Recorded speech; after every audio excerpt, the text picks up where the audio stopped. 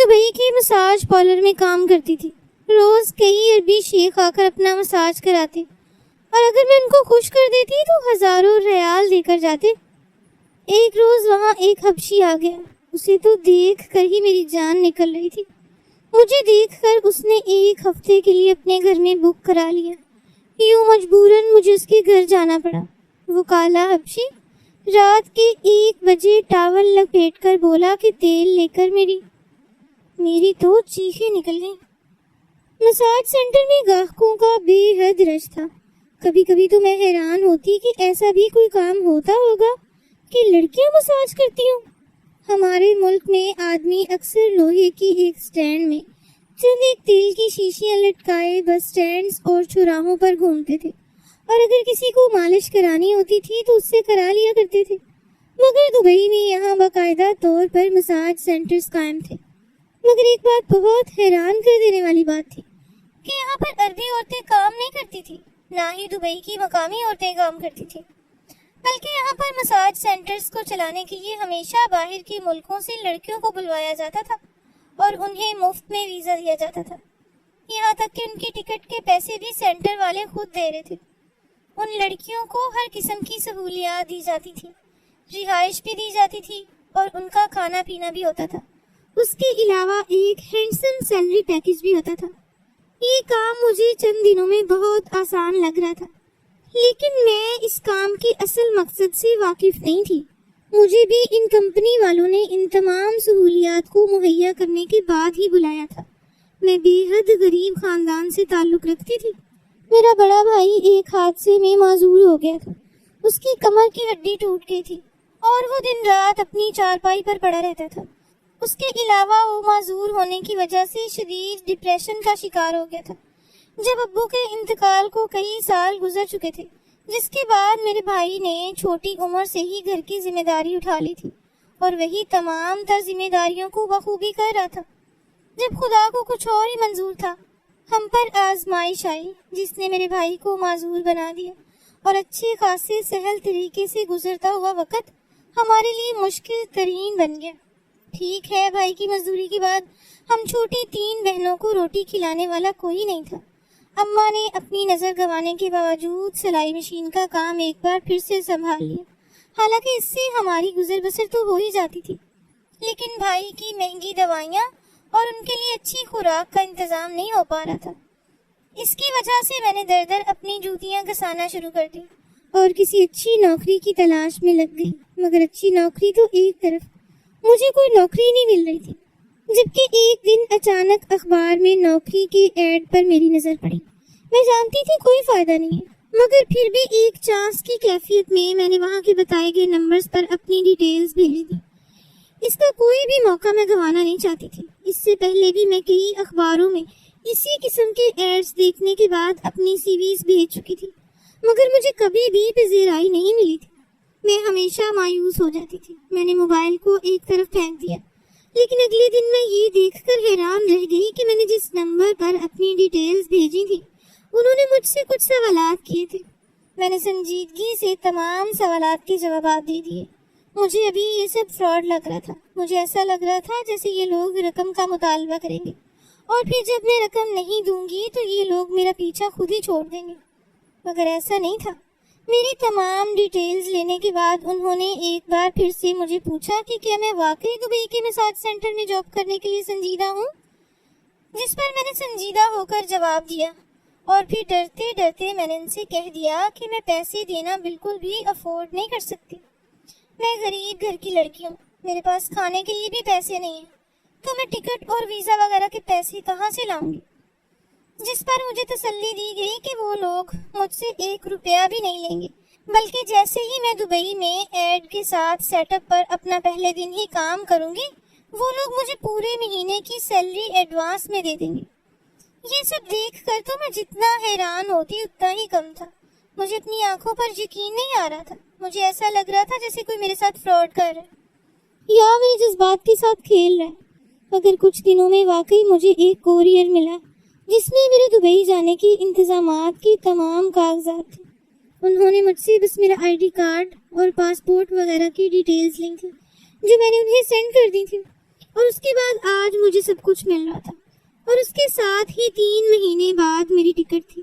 میں چیختے ہوئے کمرے کی جانب بھاگی اور سب سے پہلے امی کو گلے لگا لیا۔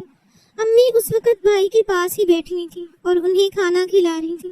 بھائی بہت غصہ کرنے لگے تھے اور کافی زیادہ چڑچڑے بھی ہو گئے تھے۔ میں نے امی کو اس بات کے بارے میں بتایا تھا۔ امی نے مجھے سختی سے منع کر دیا۔ وہ جوان جہان لڑکی کو کسی قیمت پر بھی اتنی دور نہیں بھیجنا چاہتی تھی، مگر میں جان گئی تھی کہ مجھے یہ موقع زندگی میں دوبارہ نہیں ملنے والا۔ اس لیے میں نے امی کو ہر ممکن طور پر منانے کی کوشش کرنا شروع کر دی، اور پھر کچھ وقت بعد امی مان بھی گئیں۔ شاید وہ بھی اپنے بیٹے کو اس طرح معذوری کی زندگی گزارتے ہوئے دیکھ کر تنگ آ چکی تھی، مگر اصل بات کیا تھی اس کے بارے میں مجھے پتہ نہیں تھا۔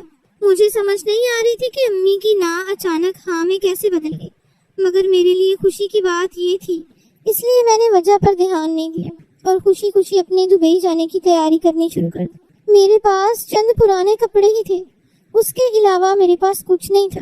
تبھی امی نے اپنی سونے کی اکلوتی چین جو انہیں بے حد عزیز تھی، ابا نے انہیں منہ دکھائی میں تحفہ دیا تھا کہ ہماری زندگی میں جتنے بھی کڑے حالات آئے تھے امی نے چین کو نہیں بیچا تھا، مگر اب میری امی بخوشی چین کو بیچنے کے لیے بھی تیار تھی۔ میں اپنی امی کی قربانی کو کبھی بھی ضائع نہیں ہونے دینا چاہتی تھی، اس لیے میں نے سوچ لیا تھا کہ دبئی کے مساج سینٹر میں جیسے بھی حالات پیش آئے میں وہاں دل لگا کر کام کروں اور اتنا کماؤں گی کہ میری چھوٹی بہنوں کا مستقبل سنور جائے گا۔ اس کے ساتھ ساتھ ہی میں اپنے بھائی کو اس قابل بنا دوں گی کہ وہ ساری زندگی بیٹھ کر کھائے، تب بھی اس کے پاس رزق کم نہ پڑے۔ میں اپنی بہنوں کے ساتھ ساتھ اپنے بھائی کی بھی بیساکھی بننا چاہتی تھی اور اپنی امی کو بے حد سکون بھری زندگی دینا چاہتی تھی، اس لیے کچھ جوڑے کپڑوں کے اور لیے اور بے حد ضروری اشیاء لے کر میں دبئی آ گئی۔ پہنچنے کے اگلے دن ہی مجھے سینٹر بلا لیا گیا تھا، جہاں پر مجھے میرا کام سمجھایا گیا۔ جیسے ہی میں نے اپنے پہلے دن کا کام کیا تو میرے اکاؤنٹ میں ایک بھاری رقم ٹرانسفر کر دی گئی۔ یہ رقم میری سوچ سے بھی زیادہ تھی۔ میں نے وہ تمام رقم فوری امی کے اکاؤنٹ میں ٹرانسفر کر دی اور کہا کہ بھائی کا اچھے سے خیال رکھا جائے۔ مجھے بھی سکون تھا کہ محنت کے پیسے وصول ہو چکے تھے، اس لیے اپنے کام میں مصروف ہو گئی تھی۔ مگر ایک دن جو حقیقت مجھ پر آشکار ہوئی اس نے میرے رونگٹے کھڑے کر دیے تھے۔ میں ایک شخص کا مساج کر رہی تھی، اس نے اپنا رخ بدلتے ہوئے میرا ہاتھ پکڑ لیا اور مجھے اپنے اوپر گرا لیا، اور میرے ہاتھ تیل سے بھرے ہوئے تھے۔ یہ زیتون کا تیل تھا جس میں چند ایک جڑی بوٹیوں کا تیل شامل کیا جاتا تھا اور یہاں پر آنے والے امیر مردوں کو لگایا جاتا تھا۔ اس مساج کے لیے وہ کتنے پیسے پے کرتے تھے مجھے اس بات کا علم نہیں تھا، اور نہ ہی مجھے یہ جاننے میں کوئی دلچسپی تھی۔ مجھے بس اتنا پتا تھا کہ مجھے میری محنت کا پورا پھل مل رہا تھا۔ میں نے امی کو نہیں بتایا تھا کہ میں مساج سینٹر میں جاب کرتی ہوں، کیونکہ میں جانتی تھی کہ وہ اس بات کو اپنے دل سے بہت زیادہ لگا لیں گی اور میرے بھائی کی غیرت پر بھی یہ تازیانہ ہوگا۔ میں نے انہیں اتنا ہی کہا تھا کہ میں صفائی کا کام کرتی ہوں، جس پر میری امی نے دکھی دل سے روتے ہوئے کہا تھا، بیٹا مجھے معاف کر دو، میں تمہیں اچھی زندگی نہیں دے سکی۔ امی کی بات سن کے میرا دل کٹ گیا تھا اور میں نے کہا تھا، نہیں اماں، یہاں پر صفائی کرنا کوئی مشکل کام نہیں ہے، بلکہ سب کچھ صاف ہوتا ہے۔ ایک بار ہلکا سا جھاڑو لگا کر میں سارا دن فارغ ہی ہوتی ہوں، بس اپنی ڈیوٹی کے گھنٹے مجھے یہاں پر گزارنے پڑتے ہیں تاکہ اگر کوئی ہنگامی صورتحال ہو تو میں سنبھال لوں۔ اس کے علاوہ یہ کام کوئی مشکل نہیں ہے، آپ ٹینشن نہ لیں۔ لیکن میری ماں کا دل بے حد دکھی ہو گیا تھا۔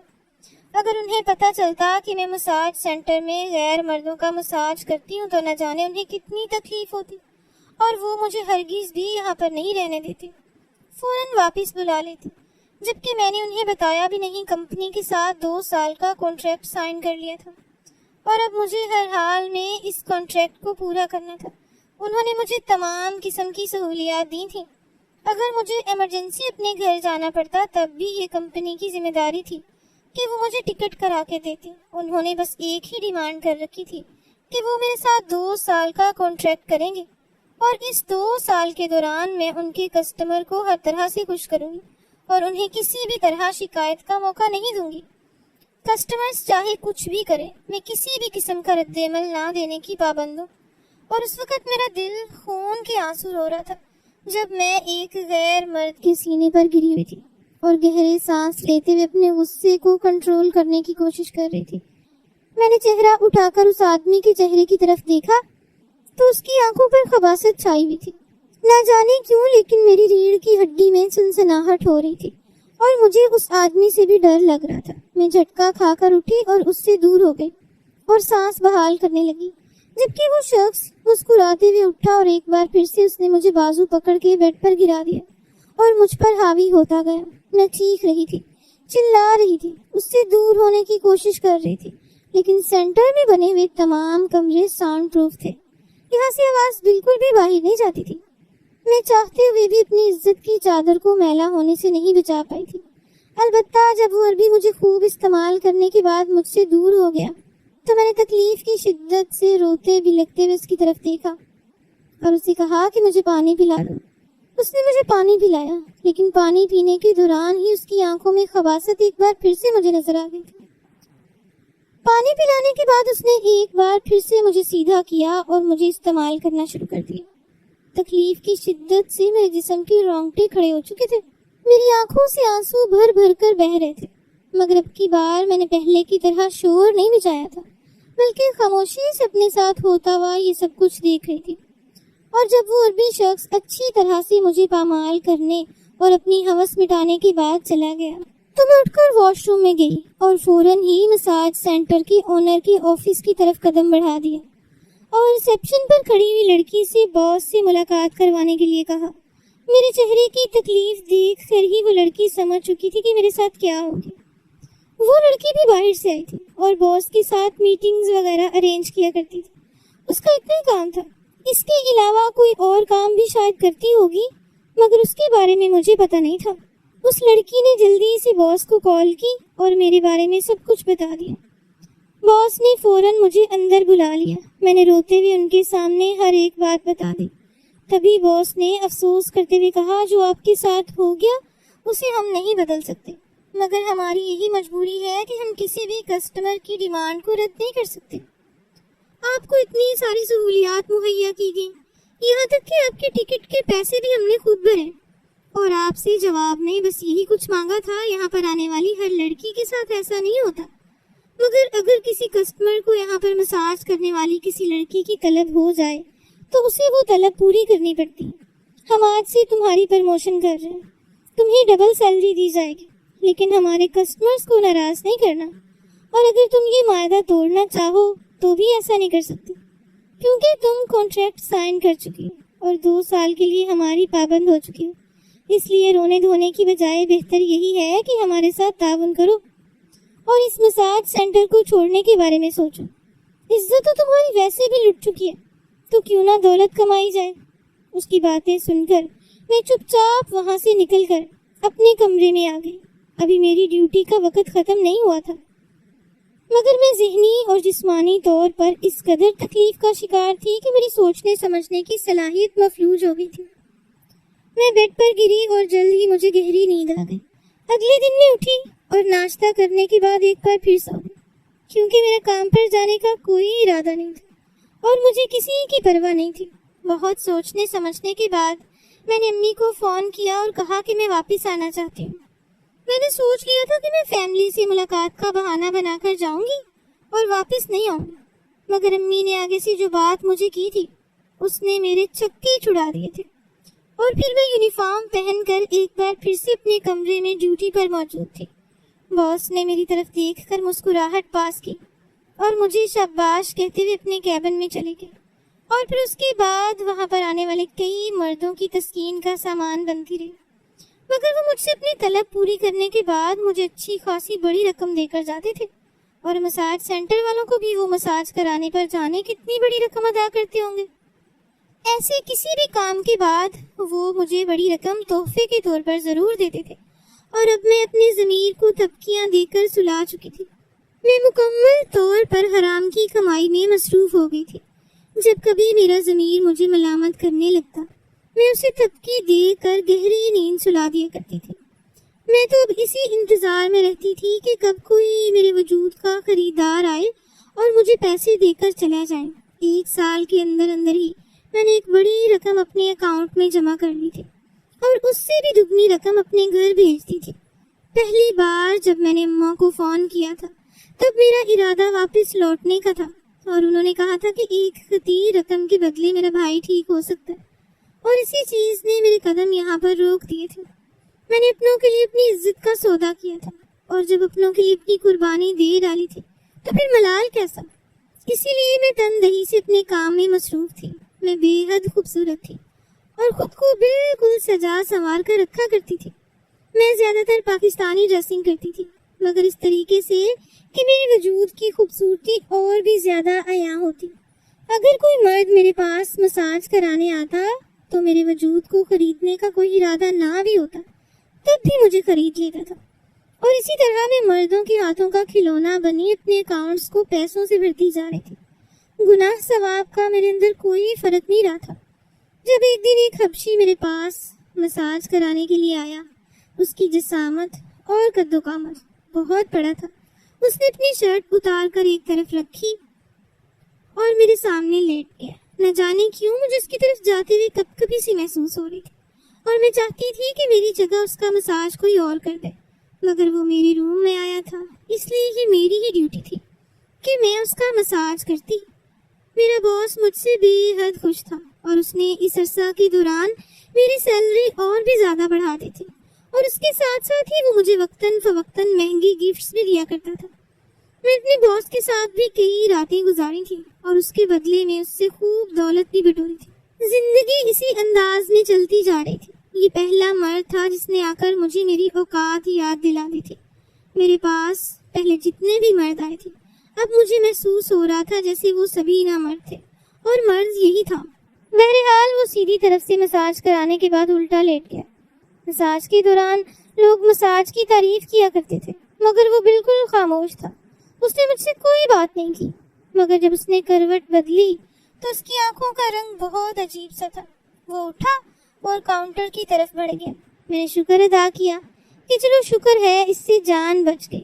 میں ہرگز بھی اس کے ساتھ کوئی تعلق نہیں بنانا چاہتی تھی، کیونکہ اس کا مضبوط جسم اور طاقت اس کی طرف دیکھتے ہی محسوس ہوتی تھی، اور وہی مجھے ڈرا رہی تھی۔